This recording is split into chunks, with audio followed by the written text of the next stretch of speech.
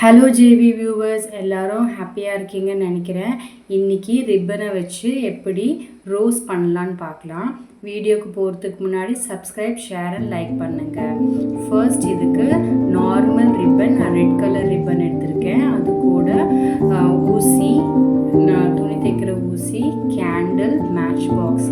இப்போது நம்ம இந்த ரிப்பனை ஒரு 8 தடவை கையில் சுற்றிக்கிறோம். சுற்றிட்டு அதை ஹாஃபாக மடித்து அது சின்ன சின்ன ஃபோல்ட்ஸாக பண்ணிவிட்டு நம்ம பீசஸ் பண்ணிக்கிறோம்.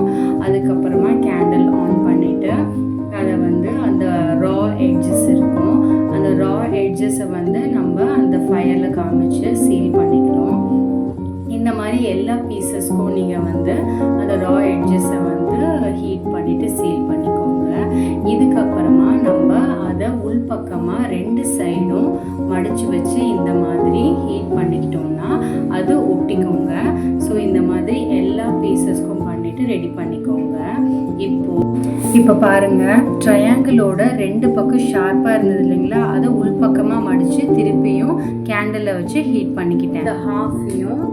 இந்த ஹாஃபையும் ஒன்றா வச்சுட்டு நம்ம ஜாயின் பண்ணணும். ஸோ இந்த கம் நீங்கள் யூஸ் பண்ணலாம். அப்படின்னா நான் என்ன பண்ண போகிறேன்னா, இந்த மாதிரி சில்க் த்ரெட் எடுத்துட்டேன்.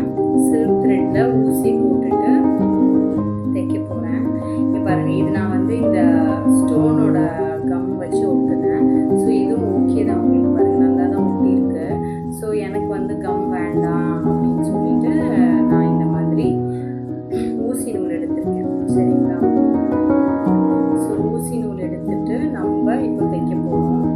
ஸோ இப்போ நான் சொன்ன மாதிரி எல்லாத்தையும் கண்டினியூஸாக ஒன்று பின்னாடி ஒன்று வச்சு இந்த மாதிரி ஜாயின் பண்ணிக்கோங்க.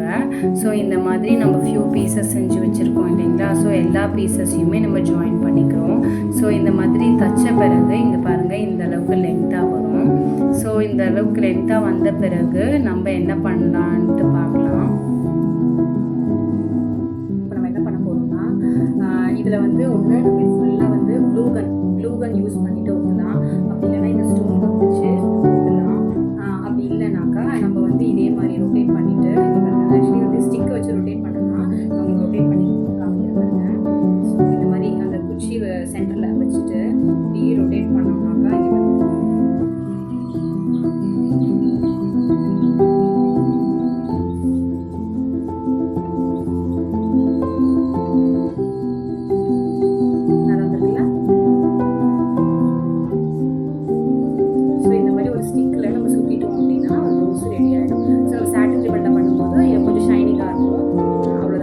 இது வளையும், லைட்டாக வளையும், ஃப்ளெக்சிபிளாக இருக்கும் இதை விட. ஆனால் இப்போ இதுவே சூப்பராக இருக்குது. இதையே நீங்கள் அப்படியே ரோஸ் பண்ணி நல்லா வச்சுக்கலாம். ஸோ இப்போ நெக்ஸ்ட் பார்த்தீங்கன்னா, அந்த ரோஸுக்கு நடுவில் வைக்கிற அந்த ஸ்டெம் பகுதி பார்க்க போகிறோம். ஸோ அதுக்கு நம்ம கிட்ட இருக்கிற நார்மல் இதெல்லாம் கம்பெனி சீக்ரெட்டுங்க. இந்த கம்பெனி சீக்ரெட்டை சொல்கிறேன், நீங்கள் பயன்படுத்திக்கோங்க. ஸோ இந்த மாதிரி ரோல் பண்ணிவிட்டு கம் வச்சு ஒட்டி வைக்கிறோம்.